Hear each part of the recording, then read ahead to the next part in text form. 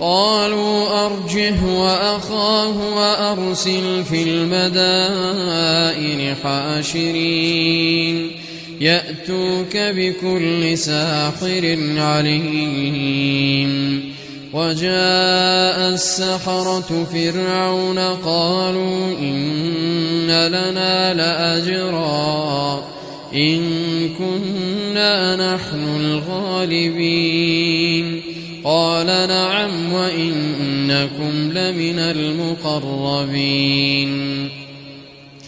قالوا يا موسى إما أن تلقي وإما أن نكون نحن الملقين.